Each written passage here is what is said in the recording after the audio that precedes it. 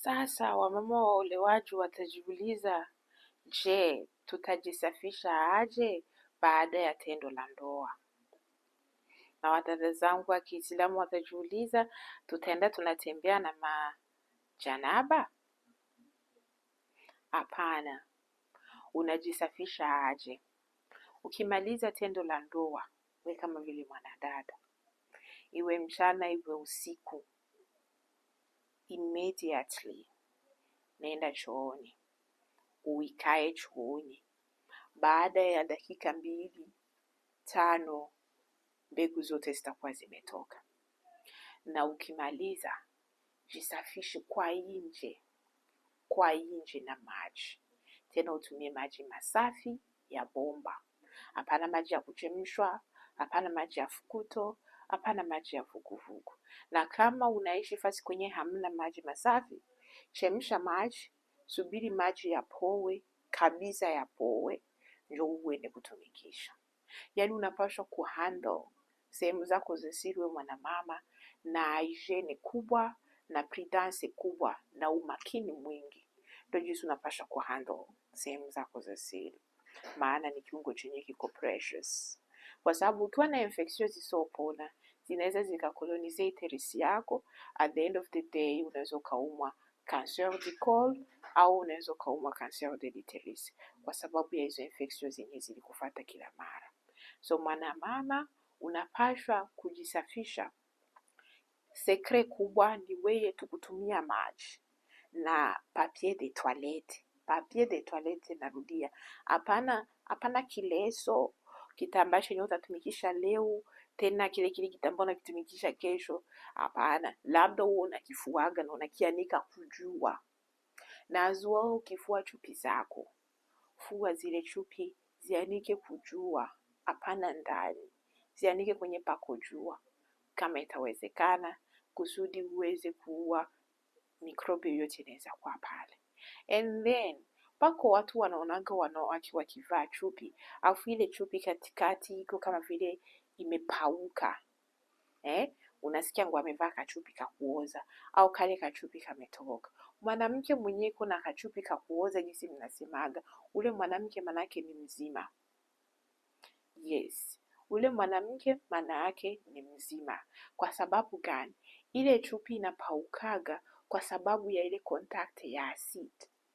Ile asidi inakuwaga inafukuza mikrobi, inauaga mikrobi pamoja na ile bacteria flora, ile mikrobi mizuri yenye iko pale. Yote pamoja kombinezo ya ile asidi na ile bacteria flora ndo zinaendaga zinatuma kale kachupi ka ule dada kanaharibika. So haupaswi kumdiscriminate, par contre ujue kama ule mtu ni mzima. Wewe sasa wakati utakuwa milie yako ya sehemu za siri haiko acidic, iko alkaline.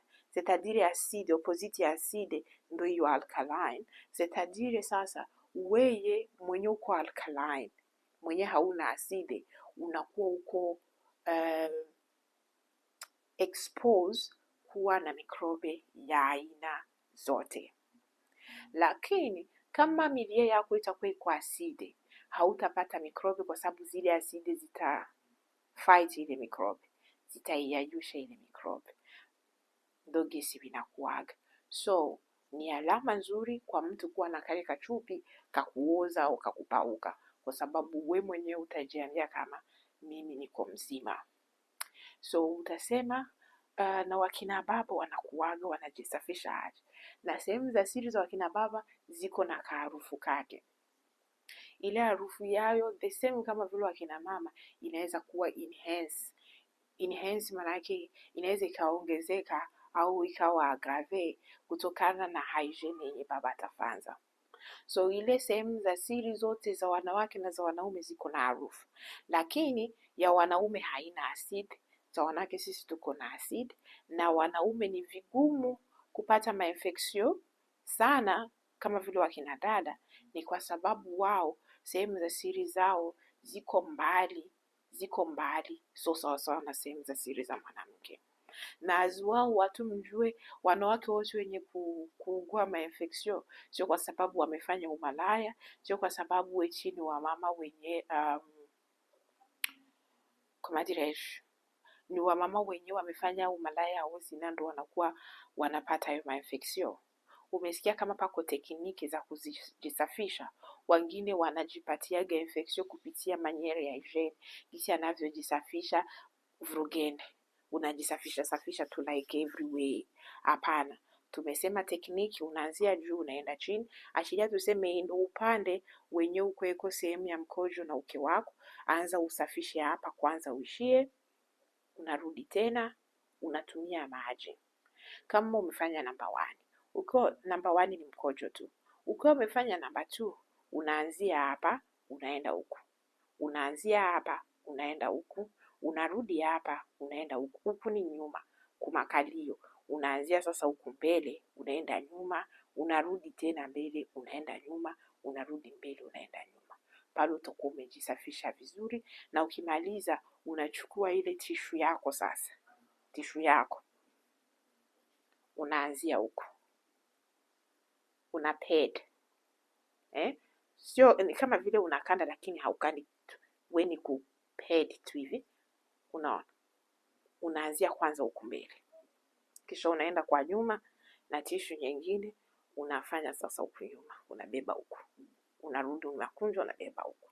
Tishu ni kukausha tu, lakini wewe umetumikisha kuipad. Afu ujilinde, kama tishu yako utaiplace vibaya mkujipangusha nguo, unaanzia huku unaenda hivi, haupashi kuenda hivi.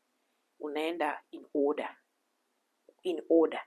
Unaanzia huku, kama ni kubwa unaweza ukaiweka kwa hivi, unajua kama imekausha huku kote. Kisha huku maparti ingine unazipangusha baadaye. Usiitoe huku ilete huku, ndio utakuwa ulitoa microbe huku unaleta huku. So sehemu za siri unapaswa kuzihandle na sensitivity nyingi, kwa sababu ubakie uko mwanamke mzima. Na wengine wanapataga infection zenye wanaita UTI. Zile za UTI inakuwa urinary tract infection. So ile za UTI zinaletwa as well kutokana labda na mazingira ya choo labda ilikuwa na usafi fulani, au mtu mwingine alikuja akakujua pale hamkupasafisha vizuri. Wewe mwanamama ukienda pale na wewe kufanya haja yako ndogo, ile mikrobi inatoka nje na kuingia wewe, vile ndio gisi wanawake wengine wanaokutaga mainfection. Sasa mwanamama unapaswa kuwa unajiprotect. Sasa unaenda kwa macho, usiingie tu kichwa uangalie gisi utajiprotect. Hizo zingine infection hazingoji kuwa sexuellement transmissible. Pako wenye ndio wakati wanakukutana mwanamama unaumwa ile UTI au sexual transmissible disease, ukinywa dawa, wakikuandikia dawa, hakikisha na mume wako anakunywa dawa. Kama wewe mmoja unakunywa dawa, mwenzako hakunywa dawa, wakati mtajamiana tena utakutana anakuambukiza, utapata tena yale maradhi ya kuzidi, yani itakuwa serious infection. Unapona tena unaongeza tena unajiuguza, unapona tena unajiuguza. So inaomba umoja akikamatika na maradhi, mwingine anapaswa kuenda na yeye kunywa dawa. Manake mke na mume mnapaswa kunywa dawa. We mama ulienda we peki, kama baba haiko kopera, hataki kuitika kwenda kule kwa mganga, nunua dawa za kuwaenea, peleka nyumbani, mwambie mwote mkunywe. Na wababa msiku na wahukumu akina mama wakati wote watakuja na madawa ya infection nyumbani kwa kudhania kama wamezipata tu mwa hiyo njia ya uzinifu. Kama vile nimeexplain, wengine wanapata tu kutokea na choo chenye walitumia labda hakikuwa kisafi zaidi, na pako mwenye alikuja kabla yao akatumia kile choo na akaacha iko ile mikrobe, na ndio gisi yule mwanamama akaipata. Tellement gisi wakina mama tuko expose kwa hizo mainfection. Tupartage hii message iko very sensitive, lakini nimejikaza niseme tushare kusudi tuelimishane, kusudi tuweze kujilinda na mainfection na tujilinde na kansa za kizazi, kansa za mdomo wa kizazi. Huu ni mwezi wa 10 ambao tuna celebrate kanseri ya aina yoyote. So hii ni sante, wanasema health education. nawapatia sante educative, ndo wanasemaga I'm not sure, ni kwa sababu nataka tuchangie kusudi tuelimishane. Asante.